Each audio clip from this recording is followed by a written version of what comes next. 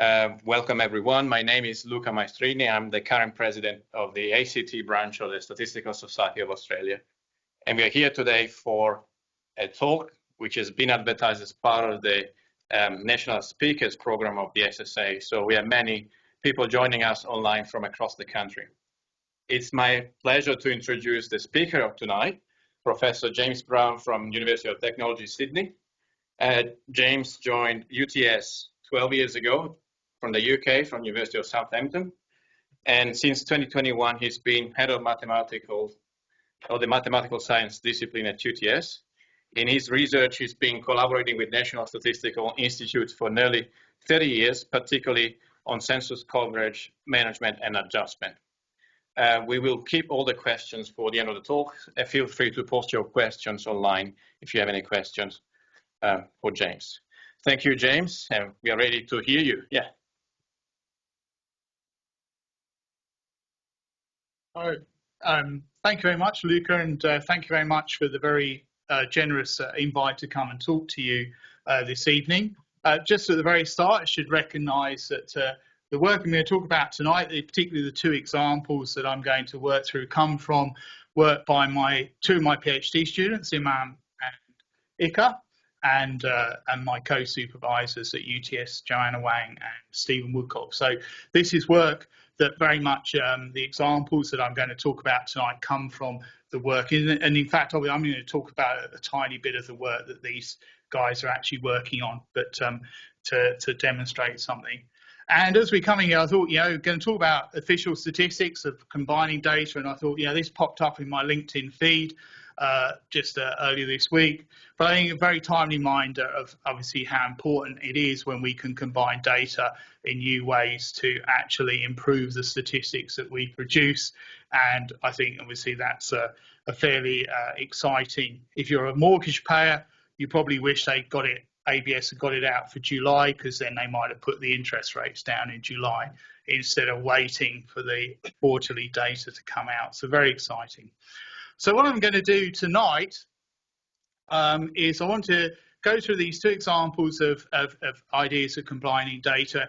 And I think probably many of you will be familiar with both of these things. So I'm just going to touch on a couple of different ideas that we've been playing around with in these spaces. So I'm going to talk about this idea about small error estimation. So for people perhaps who aren't so familiar with it, I'll give you a very quick introduction about the basic idea of small error estimation and the sort of standard approaches and the particular approach that we're looking at.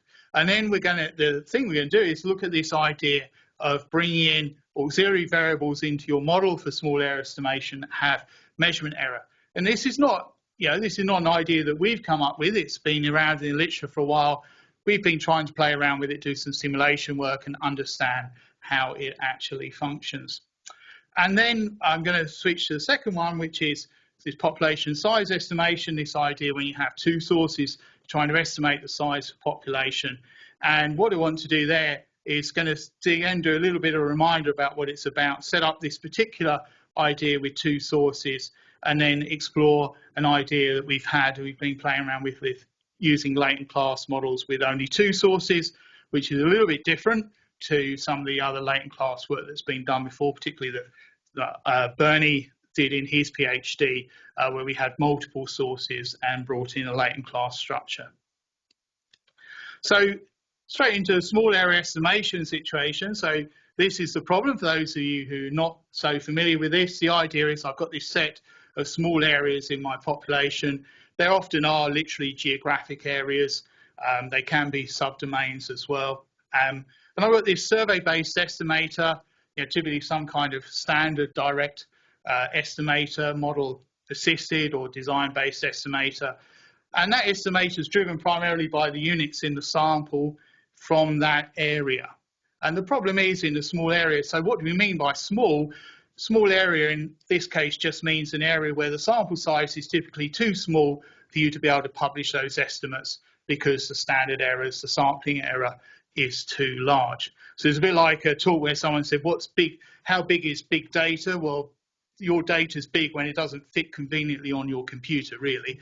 And in this case, small area, yeah, there can be quite large geographic areas in a country or quite large domains, but the sample can't directly support them. And Ika's, this is Ika's PhD work, and her interest in this is coming from Indonesia and thinking about the UN's Sustainable Development Goals there for Indonesia, and thinking about the fact that there are a large bank of these indicators that a country needs to estimate on its progress in the Sustainable Development Goals. And they need to be not, it's no good just estimating them, big national pictures or big state level pictures. You've got to estimate them down at low levels. And so we're thinking about this in the context of what in Indonesia would be called their sub-district level. And that's kind of the level below where most of their big surveys can operate. So most of their big surveys can give you what they would call a district level estimate, which is already a fairly low down estimate, but they want to get, for the Sustainable Development Goals, they want to get down to the sub-district level. So I'm not going to show you any, Ika's goal in the end of her PhD is actually for us to produce some genuine estimates for the organisation, but I'm not going to show you any of that data tonight. I'm just going to show you a little bit of our exploration that we've been looking into. So how do we get around this problem? Well, in small area estimation, it's all about saying, how can we borrow strength across the units? How can we steal information, if you like, from other areas, from other units in our sample to improve the efficiency of the estimator for the area that we're interested in, or the set of areas that we're interested in. So I can see the standard solutions, and those of you who work in this area, clearly you know these things probably better than I do. But basically what you want to do is you've got to collect some auxiliary information, some other information about the small areas, and you want to build a model that connects that auxiliary information to the outcome, the thing that you're trying to estimate. And you can build that model, back in the late 70s, 1980s, really two approaches emerged, if you like, the unit level model, which came around in the 80s, and the area level model. And all that means is when it's at the unit level, you build a model at the individual units in your sample that connect the individual x's to the individual y's, and then you scale up using aggregates from the auxiliary data to produce your estimates at the end. Before that model came around, I guess that's like early 1980s was the first work there with Wayne Filler and his colleagues. Before that, there was the unit area level approach, which, as the name suggests, you just build the model. You want to produce estimates for the areas. You produce a model that connects at the area level. Point being, it doesn't matter whether you go with this unit level model here or the area level model. At the end of the day, you're going to need these small area aggregates. You're going to need to know the totals of your auxiliary variables at the end of the day to be able to produce a set of estimates. So how does the classic Fay-Herriot model work? So this talk tonight is not about the mechanics of this so much, but just the basic idea here with the Fay-Herriot. You've got this set of small areas that you're interested in. YI here, I'm saying that's the thing you want to estimate, that's the thing you want to observe. It's usually a mean or a total for the small area, perhaps can be a little bit more complicated than that, although the modelling assumptions probably don't work particularly well if it's anything too complicated. We've got our direct survey estimate that we've produced from our survey data, and then basically the idea is you say, well, that survey estimate should be an unbiased estimate, so it's really the true thing with some error term on it, and we make some assumptions about the behaviour of the errors, independence across the errors and so on. And crucially, we need to have an estimate of this sampling variance, this error variance for the relationship between this estimate and the true value of the thing that you want. And of course, that in itself is a big issue, in fact, when you really want to apply Fay-Herriot modelling in real life, because you might think, well, that's okay, I can just estimate this variance from the survey data, and in fact, that's what we do later on in the simulation. But you can understand, of course, there's a bit of a circularity here, because if my sample size isn't very big in my small area, then my ability to estimate the sample variance might also be somewhat damaged and difficult. And in fact, in reality, of course, when people do this, they end up fitting models on the variances and to smooth out what those sample variances look like. And then next to that, I assume that this true value y can be captured by some kind of linear function of this auxiliary vector x, this set of x's that I've collected, that I've put together, that I think should help explain the patterns that I see in the y's across the small areas. But of course, I know that those x's won't perfectly capture the y's, and so I allowed for the fact that there's this small area effect, this thing that might make one area a little bit higher than the model says and another area a little bit lower than the model says. And of course, the idea is that this E and this U, they should be independent of each other. Of course, if an area's true random effect is positive, its sample error could be positive or negative. There shouldn't be any relationship between the error that you see in the sample and whether that area happens to be high or low compared to the fixed part of the model, the bit that the structural parts of the model. So when you put the two things together, of course, you can estimate a model that says that the thing I observe, these direct estimates, should be this linear function of the x's here and the random effect u. So of course that's my true yi, and then plus the ei term on the end.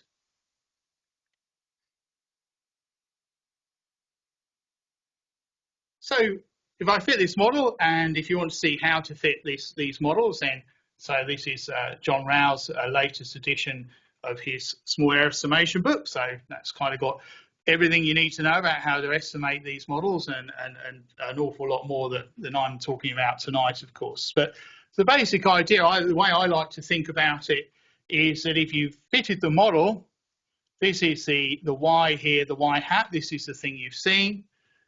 This is your fixed component, the x transpose beta, the beta hat's the estimated beta. So you've got this raw residual, this difference between what you saw from your survey and what the model says it thinks that area should be. And we know that raw residual, of course, if we go back to the previous slide, of course, that raw residual is kind of trying to get at the U and the E, because it's got those both parts in it. It's clearly helping us, hopefully, to understand about U, why this area might be high or low, but also it's bringing with it, of course, that sample error component as well, that extra noise. So what we do, of course, is we take that raw residual and then we shrink it using this factor that looks at that relationship between the variance that you are associating with U and the sample variance, the estimated sample error variance. And so if you look at that, then here when you rewrite it out, and this in blue, this is the way that most people write down the Fay-Herrick model. I just think it's nice to think about, what are you doing here? You're working out a raw residual, and then you're saying that raw residual has these two parts in it that shrink out the sample error part and leave what we think is reasonably the part to do with the actual small error. But the way that it's often written is the other way here, is to say, in fact, our Fay-Herrick estimate is just this weighted average of the two ideas. You can either have the direct estimate coming from the survey, or you can have this pure synthetic model estimate that's just the x beta component, and you're just shrinking, moving your weight between those two things. And if you look at this gamma here that we've got here, you can see that as the sample error decreases, so as you move into an area where the sample size is maybe bigger, and therefore you think you're going to have a more stable estimate from the survey there, you can see that gamma function there. As this thing decreases, the gamma goes towards 1, and so you are moving towards something that's very close to the direct estimate. It says that raw residual, most of it should be the random effect, and so you stick close to the survey estimate. But if you're in the other extreme, where you've got an area that's got very high sampling error, I'm not tonight talking about the other problem, which is where you have no sample at all in an area. That's another whole big issue as well. So I'm not talking about that issue tonight, but you can have areas where the sampling error is high. In that situation, you can see what happens is it shrinks it towards our synthetic estimate. I'm sorry here, I did some fiddling around. Don't fiddle around with your slides in the afternoon, obviously a bad thing. I decided that instead of, I had written this as, oh, it could just be some general function of x. I thought that sounds a bit silly. I just would write it in the normal x transpose beta form here, just a linear model. So here, basically, you're either shrinking, you're either moving towards staying close to the survey estimate, or you're shrinking towards that model-based synthetic estimator, because you're saying most of that residual I can see, I think that's the sampling noise, I think that's the noise in the estimate, so I don't want to include that in my small area estimate. In other words, what you're actually doing, because if you think about it certainly from under our repeated sampling framework, design-based, we would think this starting thing, this y-hat, it might have a big sample error, but it should be basically unbiased for the thing that we want. And so what you do when you fiddle around with small area summation is you're kind of trading a little bit of bias against reduction of variance. You're saying, let's move to something that I think has a lot less variance, even if it might have a little bit of bias compared to the direct estimate. So to make this work, of course, and this is the point of the bit we're going to do in a second, to make this work, you need to have these x's. You need to have some auxiliary information, these aggregates that you think those auxiliary variables might reasonably be related to the y to help you build that model and get that variance reduction. And that, in a sense, can be quite often the limiting situation in real cases, particularly as you start to produce much more complex things for y. You know, maybe if you're measuring quite simple things in y, you might have some quite simple auxiliary data. But as you want to push that forward, then potentially the kind of scope of x's that you have available, starts to decline. And so that can, in a sense, be a limiting situation. So this is the idea. So this is back with Yarborough and Sharon Law back in 2008. They said, well, let's look at what we do. Can we open ourselves up to the possibility that instead of having these x's observed directly, that the x's themselves can have some measurement error in them, and how do we make that work? Can we make it work? And so the idea here is they're allowing you to bring in independent estimates of x's. So the x's mustn't be estimated in the same survey as the y, otherwise you're going to create correlations in errors, which are going to be naughty. So you want the measurement error to be independent of everything else that's going on.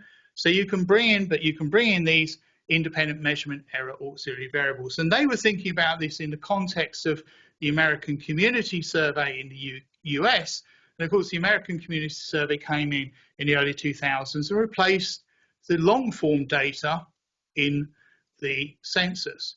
So of course it meant that you're now getting quite regular updates of some of these measures coming from the American Community Survey, but they are very definitely coming from a survey. And although it's a large survey, and potentially when you combine across years, a very large survey, there's still going to be some errors.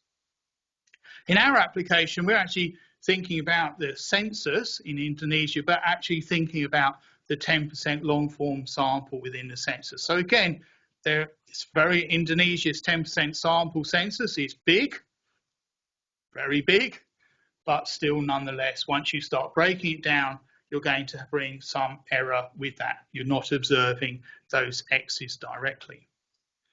And this is the structure here that we're looking at tonight, different ways to do this, but we've got the idea again that the x that we're seeing, the thing that we're measuring, is the true thing, the thing we'd really want, plus some measurement error. And of course, this might be a whole set of these x's, and so you might have here actually a variance covariance matrix of the measurement errors.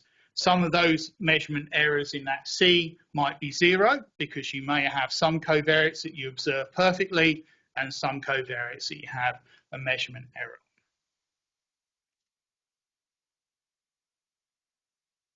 And how does this work? So in the classic Fay-Herriot, you do the same thing. You end up with this weighted average between the direct estimator and your estimator from the model, the X transpose beta. But this shrinkage factor now gets changed because it has this additional component that comes into it, which is being driven by this measurement error component.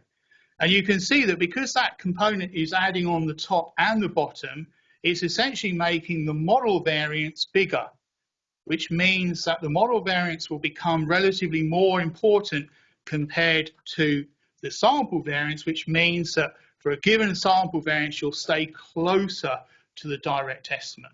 So it says because of the measurement error, we shouldn't rely so strongly on the results we're seeing for the model.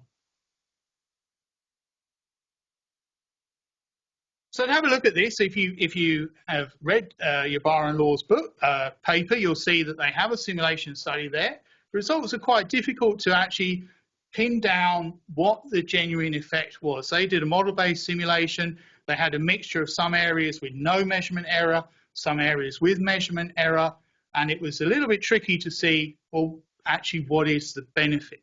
At the end, they demonstrated with the American Community Survey they could make the thing work, could get good results. But interestingly, what they didn't do in the paper was they didn't show you what would have happened if they just used the American Community Survey data and closed their eyes and not worried about the problem. So we were interested to see how this actually works. So Ika's been setting up this simulation study so she can use it for other tools as well. But the idea here is we've created a fixed finite population, a Y variable that we're interested in.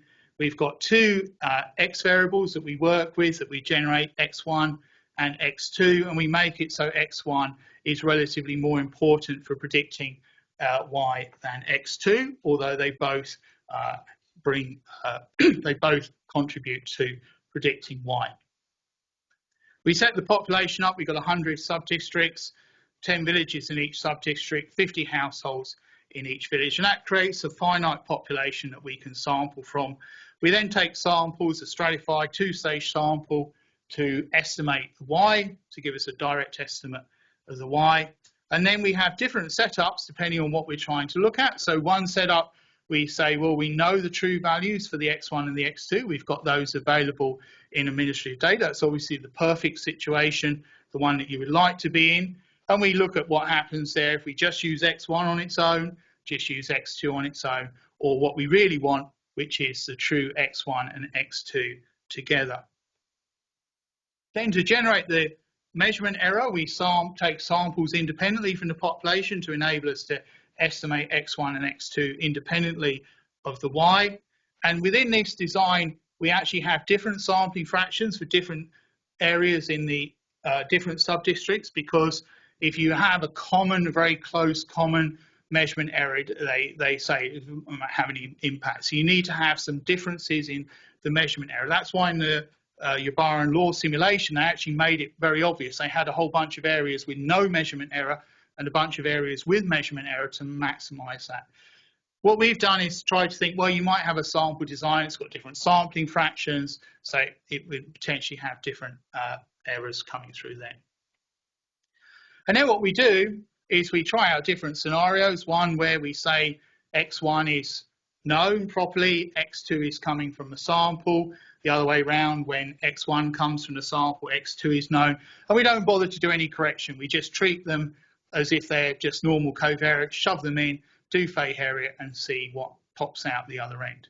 And then we compare that, of course, to actually saying, well, let's try and do this correction. And it's not obvious here, but we are two things. One, we do properly estimate. So you go back here, of course, we said to make this work, you've got to estimate this thing. So this sample error variance in the Y sample. So we are estimating that in using a standard variance estimator within each iteration. So we do actually bring forward the fact that you might get some noise from your estimate of that.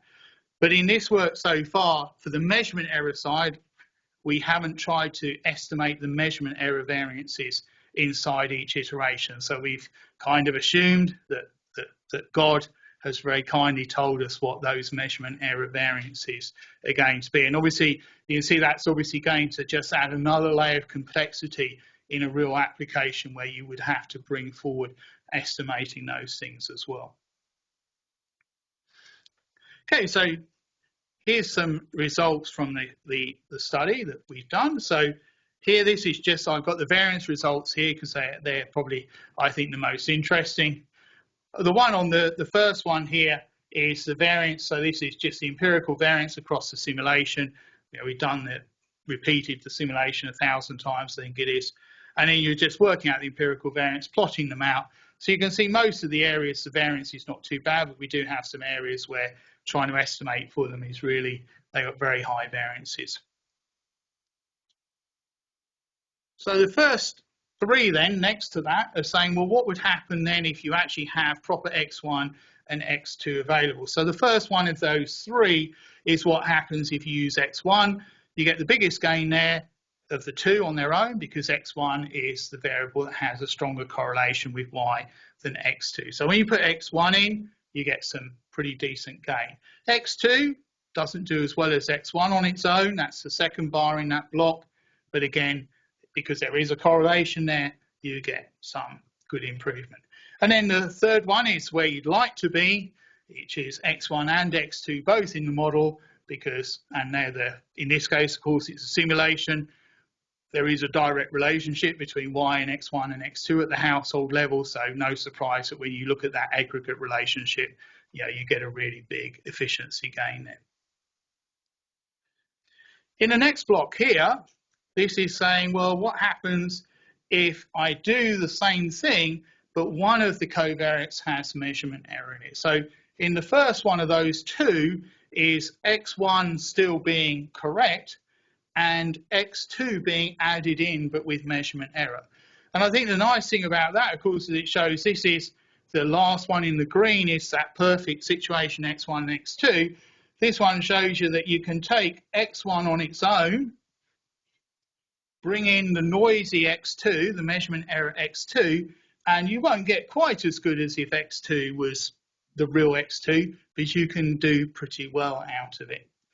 The other one shows that still it's worth it in a sense, but this is the other way around. X2 is the real, is the true one, X1 is the noisy one. But again here, because here you can see this is that middle block there is X2 on its own, bringing in the noisy X1, of course, still improves situation for you, although you can see here there are some areas where it's not working quite so well. And then finally on the end, of course, it said, well, let's do the correction for measurement error.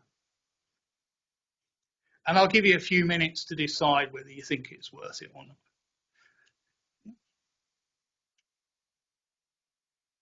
All you're seeing here, of course, is that because the measurement error says rely less on the model and rely more on the direct estimate, you don't get as much variance gain. So you don't improve you still improve the variance a lot, but you don't improve it quite as much as if you had not worried about the measurement error correction. What you do get is potentially a little bit of protection on bias because you do a little bit less shrinkage, but that's why you're paying the variance price, because you're not shrinking as much. That means you don't have as much bias, but you have more variance. Where we have tried to, we think we might find an effect is it does seem like, and I think this is something that we see in other situations in it, is that you can estimate the incorrect model, but what might go wrong for you is estimating the standard error and therefore the confidence interval. And what we think we're finding is a bit better confidence interval coverage when you make the measurement error correction. So if you like, when you don't allow for that extra uncertainty in the X, your model might think it's doing a bit better than it really is. And so when you construct the confidence intervals, you don't do quite as well as when you construct the confidence intervals using the correction. It's not a clear advantage. That's why I didn't put a nice slide up here to go, there we are. But that looks like a little bit what we might be getting. So from this first part, what's my take home? And I'm about halfway through, but Luca told me if I didn't want any questions, I should just talk for the whole time. Dangerous point. As Bernie pointed out, it's a dangerous thing to say to me. I think the main takeaway for us is that I think we can be a little bit more open about where we go and look for our covariates and a richer source of covariates. And you can imagine in the Australian context, we do a lot of surveys which we might want to produce small area estimates for, We also produce a labour force survey, which is a much larger ongoing survey that might actually be able to provide us with some covariates that might actually be useful for small area estimation in other contexts. And in fact, in that situation, you have the opposite to what we had in our simulation, because we made the noise in X worse, if you like, than the noise in Y. We had smaller samples for X than we had for our Ys. But if you're doing it that way around, you're going to have a bigger sample for the X than you would for the Y. You do need to have those estimates of those error variances to make the adjustment work. In the end, I think we found that we're finding it hard to find, the impact of making these adjustments. Clearly, when you put measurement error variables in the model, you don't do as well as when they don't have measurement error. But the value of the adjustments is hard. Nick is now working on the unit level models as well, and it's hard to see the effects that you get from making the corrections. And I think in my head, it's like, well, classic measurement error is all about, I need to get this beta coefficient on this X variable because I'm interested in that relationship with Y. And therefore, when I have measurement error on X, I'm worried about that because it biases my beta coefficient and I'll make the wrong inference potentially about my beta. But in this small area model, I don't care, nobody even talks about the betas, right, other than to say, oh, that one goes up and that one goes down, and that's what policy people think should happen. It's there just, if there's a correlation, it's going to help you in your small area estimates, yeah? But say we do think we are getting something in terms of better standard errors, and it does give you this biasing, but say the biasing is coming at the price of variance because you're just not going away from the direct estimate as far. Okay, second topic I want to talk about, this is one that I've worked on for a long time, but in various forms. So I want to talk about this idea of estimating a fixed population size. And in the context of official statistics, that's often we're trying to measure the census coverage. We've done the census, we know it didn't quite get the full population, we're trying to estimate what we think the full population would be.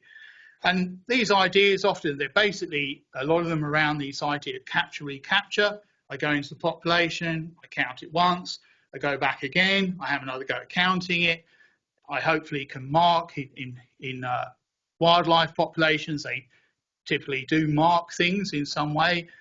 With humans, I don't think Andrews would get permission to suggest that we stamped people in Australia when they filled in their census form, so that you make doing the post-enumeration survey a whole lot easier.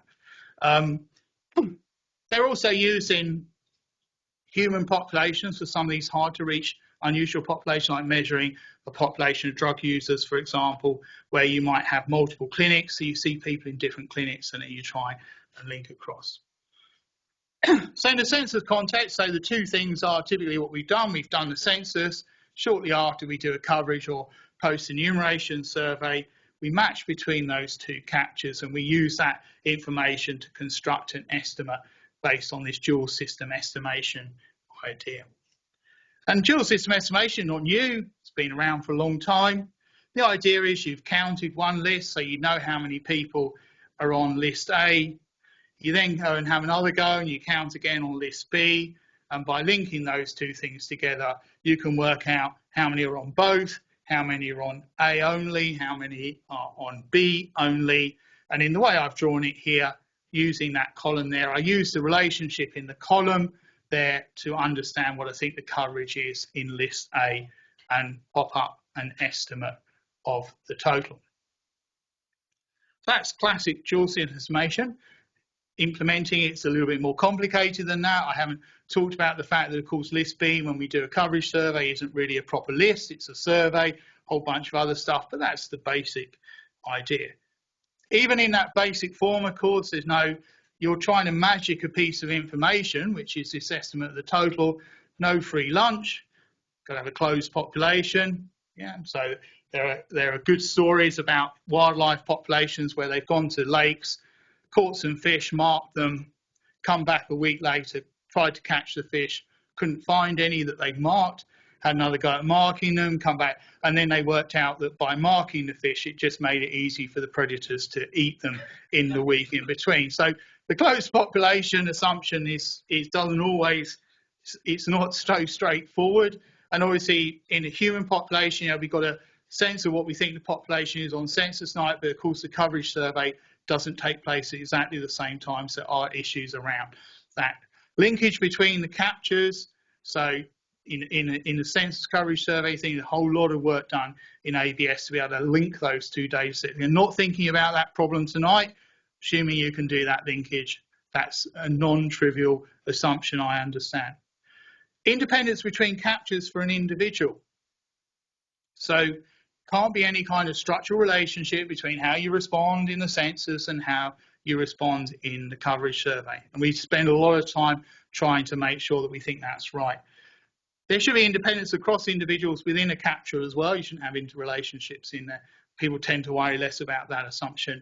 And then this one about homogeneous capture probability for one of the captures. So within the structure that you do this table, you need that homogeneous probability assumption for one of them. Okay, that's boring. So that wouldn't have, Eman wouldn't have got much of a thesis out of that. So we tried to think about a little bit different way of thinking about things. And we fell on this idea, and it wasn't exactly how we started, but what a lot of countries are trying to do is think about a future that's post a traditional census. Now, some countries, like Sweden, for example, where our esteemed chief methodologists come from, they've been doing this for ages, right? They've got all their lovely registers and it's all beautiful. I understand, obviously, in Australia, people still tell me about the Australia card fiasco, right? And so a population register is probably not appearing in Australia in any time soon. And Australia is not the only country in that situation. So what countries are doing is they're often bringing together their administrative sources and trying to create what they think might be a population spine for the country. And this is the basis of actually the PLIDA data set, the person level integrated data asset. That's much more than just the population spine, because it has a whole bunch of other data and variables in there. But at the heart of it, there's this initial list of individuals that we think these are the people who should be in Australia. How do you get on the spine? Well, you have to be in one of the input administrative data files. You might be in more than one of them, but you may come into the spine because you're only on one of those input data files. So you need to appear somewhere in the system. One of the problems, of course, with this, and I'm going to talk about this problem tonight, but again, it's another big issue, I understand, and that's the overcoverage problem when you start putting these things together, that people stay in data files when they probably don't belong in there anymore. So certainly when I came to Australia, when migrated here, I made sure the tax office knew the day I was leaving because they owed me some money. Yeah. But the NHS was still writing to us a year later saying, hey, you haven't come in for your vaccines recently. Would you like to come into Southampton for your vaccines? And it was like, no, not really, because we're now in Australia. So we know that there can be those. So what organisations are doing is they're typically bringing in rules. They use business rules to get rid of people who they think don't belong in the population. And if you like, one of the reasons around that is you end up probably saying, I need to get rid of the overcoverage. And as a result of that, I might actually even induce some undercoverage because I might end up getting rid of some people who really do belong, but my business rules don't support them being there. So if you have a spine like this, what might the setup look like? And this is where we started to think about it a bit differently, because people would often say, well, it's just going to look exactly like that, right? You're either on the spine or you're not, and you're either in this coverage survey that you might overlay or not. So we said, well, perhaps you can think about it a little bit different, because there are two ways you can be on the spine. You can be on the spine because you appear on many things, or you can be on the spine because you only appear on one of the input data files. And those people might not be the same. I mean, it seems quite reasonable to assume those people may not be the same. They may not behave quite the same in the population. And then, of course, you've still got some people that you might have missed. And so then when you want to do your estimation, you've got a couple of choices. You could say, well, I think the first row, people on multiple lists, that's what's going to tell me about the people who are missing. So I take that relationship to drive my estimate of the missing. It's like doing a dual system estimator with the first row and the third row. Or I might think it's more like this row, right? Perhaps the people who are only on one list, they're more likely to be closer to the people who don't appear anywhere in the data. So I take that row. So it's like doing a dual system estimator with the second row and the third row. Now, of course, the point is I can't tell which one of those two I should do. And unless I'm incredibly lucky, those two approaches won't give me the same number in the corner. Now, I could also do that. That's the idea, just combine the two rows together and use that in a dual system approach. At least with that one, I can check whether that makes sense, right? Because I can check, if I fit the log linear model, I can check whether in fact the first and second row have the same relationship or whether in fact they have statistically different relationships. So I can check if that one works. But these two are essentially saturated models. So I can't tell which one I might want to use. And they potentially, well, not potentially, they're likely to give you different estimates of the information that you're missing. So what we want to do is, well, how can we make some progress on this? And if you just take a single 3x2 table, it's pretty hard to do much. I've pretty much shown you what you could do in those slides there. But if you add a covariate in and embed a covariate, so you're basically splitting that table up into subtables based on a covariate, you can start to get some distance. And why would we do that? Well, in fact, because that assumption about homogeneity, often we need to break things up by covariates to actually make it more realistic that we'll have a homogeneous coverage assumption for one of the lists inside those subtables. So in fact, we do this, we post, go back to the US approaches in the 1990s, they talk about post-stratification where you split the population up into subtables. And Bernie worked on this in his thesis, and we won't talk about the distance between when we did the thesis work and we published the paper, Bernie, but there was a distance between those two events, but we did finally publish a paper. It took Peter Smith coming all the way from England to get it to happen, but we did manage it. So in Bernie, he had actually the setup from the Census Bureau were exploring, which was a 2x2x2 setup. So they were looking at the idea of having their traditional census, having their survey, and then also having their administrative source as well as a third source.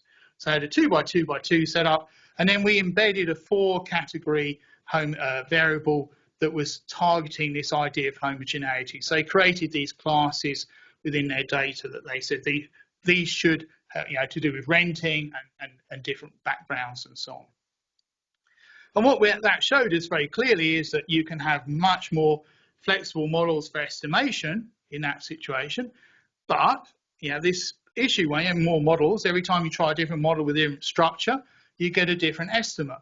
Now, some of those models, it's easy to go, that model doesn't fit the data well. But as you get closer and closer to the saturated model that you can fit to the data, you get to a point where models that are very close to the saturated model are not statistically different from the saturated model, but they appear to give you quite different numbers for the cell that you're missing.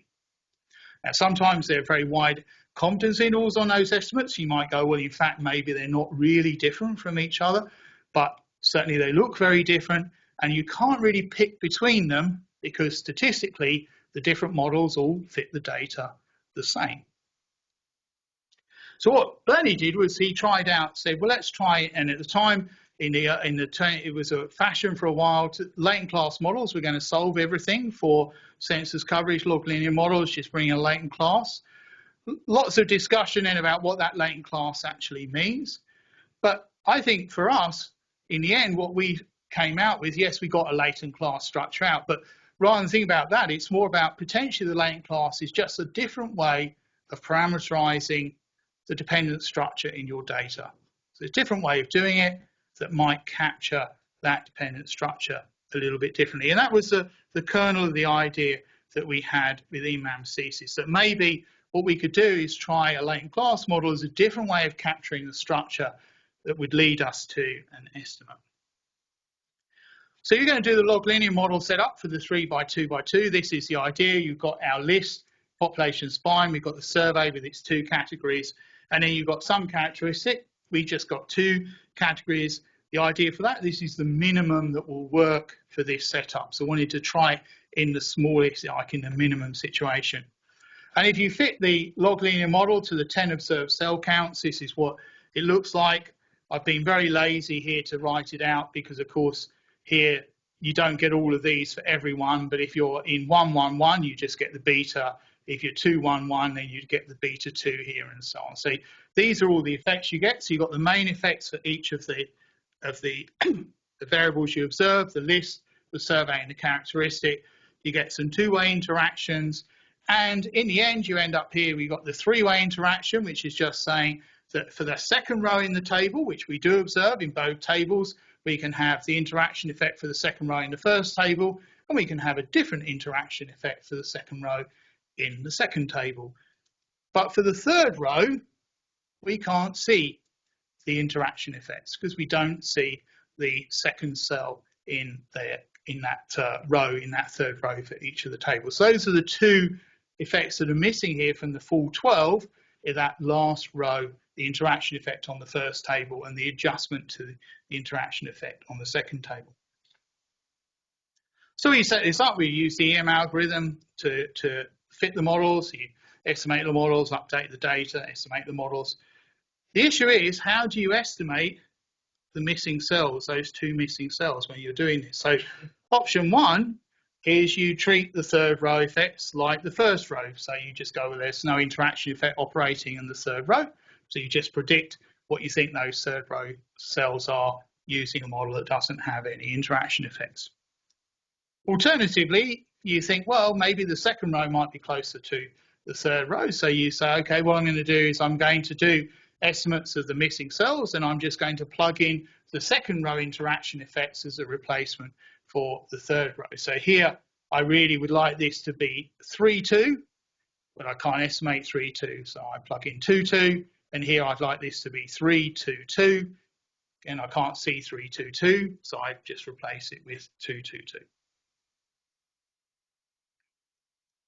And again, the choice here is obviously not statistical because in both cases, I'm just saturating the log linear model. It's just how I'm choosing to fill in those two missing cells. But the saturated model will fit the data exactly the same. So the alternative, we say, well, let's try this from a latent class perspective. So we bring in the idea that we could have a latent class structure, two categories to latent class. And this is the simplest latent class model, of course. It says, given the latent class, there's no relationship between the three manifest variables over in the corner there. In Bernie's work, because we had more degrees of freedom, we actually fitted latent class models that did allow for some interaction effects still to be maintained after the latent class. So that's what the latent class model looks like. You write it out, you get all the main effects for everything, and then you get the interaction effects between the class variable and all the manifest variables, so that it allows you to have different relationships between the class, different effects for each of the manifest variables in the two classes in the model. Now, how did we fit this? Well, we didn't make up how to do it. There's a package called Polcar in R, which has been around for a while. It actually works on unit level data. We had to make it work for our aggregate data situation. Also, it doesn't do the updating for this missing cell like we needed to do. So they have a very nice paper that lays out very clearly what the algorithm is. So we could take the paper, we could take their algorithm and just apply it to our situation with our aggregate data. And the trick is that when you're iterating around, you need to update. You mustn't let the algorithm just run on the observed data. You need to keep updating the missing cell in the corner as well, so that you only do one iteration of the fit of the latent class model before you say, I've changed the model parameters in the latent class model, therefore I need to change my estimates in the corner cells.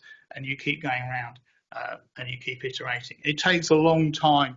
When we first ran it, we thought initially it wasn't working, and then we realized simply because we weren't running it for anywhere near long enough to get it to converge. It converges quite slowly. So we've done a simulation. This is the data we've simulated from. So we've created this. I won't tell you where that comes from. It's a secret. I'll tell you at the end. But we simulated from those 12 cells, just a multinomial draw from a multinomial model with that underlying structure. Of course, then you throw away the two cells in the corner, and that gives you the data. So here are some results from just a little bit of the results. So 12,177, that's the number, the overall total. So could show you breakdowns for estimated individual cells, but just for time tonight, just sort of show you the sort of high level picture, which is how well do you do at getting the overall total of 12,177. So if you just take the 10 observed cells, you say, well, that's what I know. Of course, you end up with not very much variation. It's a multinomial draw with a large sample that doesn't vary very much, but obviously it's not in the right place. If you, in this case here, we're using the first row interaction model. So when we use the first row of the model to fill in the third row, then things improve. Of course, if we put something into those corner cells, we get a little bit of increase in variation, of course, because we're estimating this thing, but we still are not in the right place. But if we take those values that we estimate from that model and say, well, we use those as the starting values in the corner for the latent class model. We did try starting at 0. It will get there if you start from 0, but it's very, very slow and it doesn't get there very well. So we thought if you start somewhere that's not completely miles away, these should be reasonably close. So we start with those. And if you start with those, boom, we end up with something now that's in the right place, but you're paying a massive price in terms of variance. That's the first row interaction. Now, you wouldn't know in real life whether that was particularly close or not, but it turns out that in our data set, if you start with the second row interaction, you're very close because, in fact, the second row interaction is quite similar in our data to the third row interaction. So if you start with the second row interaction, so you can see there, of course, if you don't do anything, you're miles away. Use the second row, you get a big improvement, move up to where you should be. Taking those as starting values, so you're not quite unbiased. You can see if you move then to the latent class fit, it becomes again unbiased. But interestingly, you're paying the same big price in variance, even though you were already nearly close to where you wanted to be. So the variance still, even though you started much closer to where you wanted to be, you in fact still get this big variance price. The three, the blue, the red, and the green, they're just different initializations. So we did different random starts because with this algorithm, if you want, we haven't really nailed down how you're going to decide which would be your final estimate. But when you run Polcar on a standard data set, they recommend you should run it several times to get it to do different random starts and basically check that you end up in the same place so that you're actually converging to what might be the maximum likelihood estimates. This was a different way of doing this, is just using that simple model that doesn't have any interaction structure in it to give our starting values. But again, you can see same message. Yes, we start off relatively close to where we wanted to be with this main effects model, but we still get this big variance price that you pay at the end. So to finish, so what's the take-home message here? I think what we've been exploring here is again recognizing that population spine structure. So thinking maybe potentially about that as 3x2 instead of 2x2, and then bringing in those covariates. It gives you something that potentially is a little bit more flexible in terms of the models that you can fit for those missing cells, and gives you a bit more flexibility to play around with that dependency structure. It does seem like that latent class modelling is an alternative way to capture the dependency. Of course, the advantage here is the idea, of course, is that if you start off, didn't show you here, but if you start off in 3 different places, primarily the latent class model, you end up in the same answer. It doesn't matter which one you start with. Even if you start with 0, you typically end up more or less at the same point. Take a lot longer to get there, but it will get there. So you have a unique answer, if you like. It's a saturated model that gives you a unique answer, but you're paying a big price in terms of variance. One question to think about, I think, for us going forward is, one of the things we had with Bernie's work was we had, in the end, a lot more degrees of freedom than we needed for the model. And so 2 more degrees of freedom, if we had more categories in the covariate, it would start to become more flexible. We wouldn't be saturating the latent class model, might make things more stable. And of course, the real secret is that 12 cells there, we created them from a latent class model in the background. So although we don't generate from the latent class model, we know that in principle you should be able to split those cells to, that's why you get unbiased results. And of course, what would be interesting would be to start trying this in situations where you don't know that their latent class model will actually fit to the data, and then do you just get it blowing up and get no variant, no bias improvement, for example. Just a few references, the key ones there. And thank you very much for listening, and happy to answer questions unless you're all desperate to get to the Indian restaurant.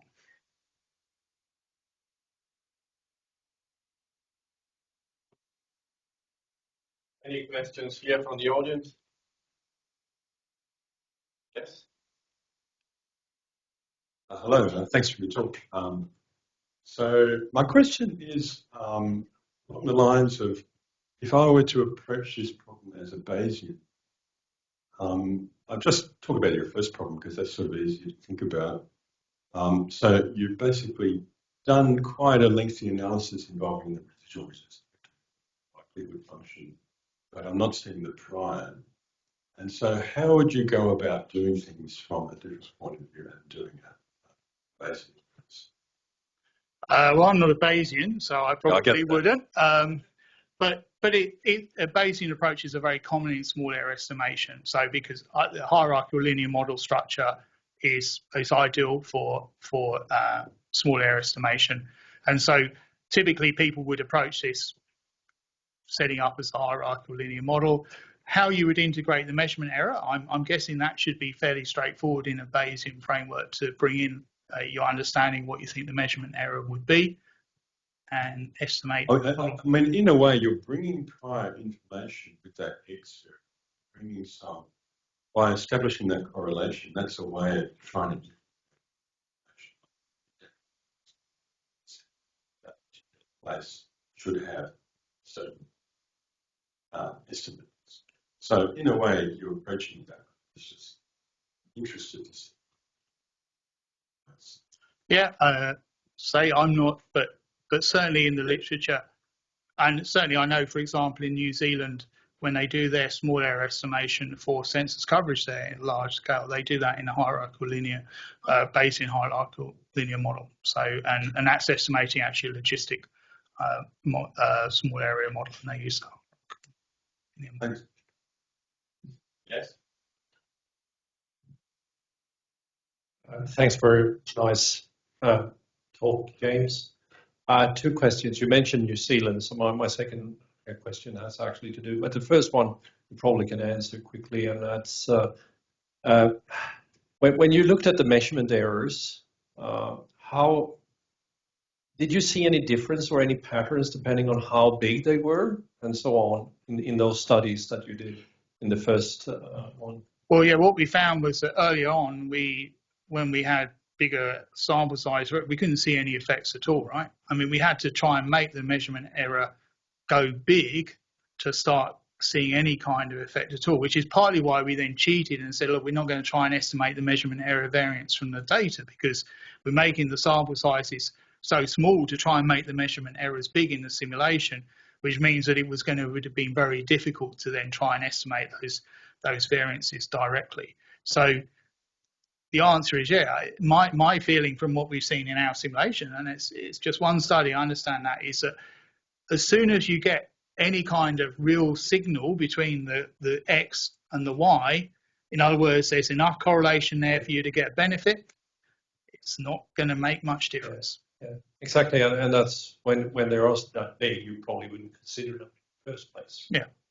My second question was about, I mean, I know that you are informed of what they're trying to do in New Zealand the next time they do a census, which would be some sort of hybrid or at least a departure from the traditional census, and there's a history behind that and so on. But part of that is also using survey information to, a bit like the American Community Survey, where they collect Ys through surveys and so on. What you just talked about today, especially the second example, would you think that you know, there are takeaways from this in their applications as well? I think, well, the second example, I guess, is about whether you can leverage off the way you construct that first list. So instead of just saying, here's a list, and then I overlay a survey, if I know that list itself, people come into that list in different ways, potentially there may be some benefit to recognise that instead of just collapsing everybody together and saying, that's how many people I saw. So I think that would be potentially where it's worth thinking about how do people get into that list. And I have a third one as well. Obviously, you know, the census, you look at the difference or the change since the last one. I mean, that's the classic way of looking at official statistics. If it varies a lot from the last one, you start to doubt what you just captured, right?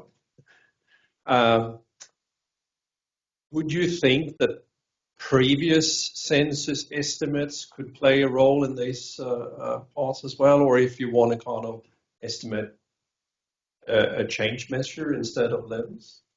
Have you looked at that, or have you seen any of that? I haven't thought about that at all, but I guess you could. I mean, obviously, they're correlated, obviously. The traditional approach in Canada was what they called the reverse record check, where they kind of did that. They took a sample, chased it up from the previous census to understand what they thought the coverage was in the current census. Certainly, I think in a small area. I mean, that's what you do when you have a register base, right? Yeah. Because you have a person who lived 5 years ago and they're registered still. So on, so you kind of use that. Well, no, and I guess that's also what you're using when you construct the spine, in the sense that you're using the history of someone being there and their interactions to justify them being there. Just one last question, maybe online. So this is from Tammy. You indicated this approach was very time consuming. What are your thoughts on scalability, suitability for the National Statistical Office? Oh, sorry. The lane class model. When I say it takes a long time, I mean like on the laptop, you know, to do one iteration. I mean, we're doing thousands of iterations in the simulation. Do one iteration, you go and make a cup of tea in the scale of the problem that we're working in. I just mean that we naively thought the EM algorithm, the standard EM algorithm for a log linear model typically converges in 15, 20 iterations, let's say. This thing might take 1,000 iterations to get close to where you need it to be. It doesn't take a long time, though. Sorry, we're not talking days here. We're just simply talking that it's make a cup of tea time while it fits. But when that's a lot of cup of teas when you're running a simulation.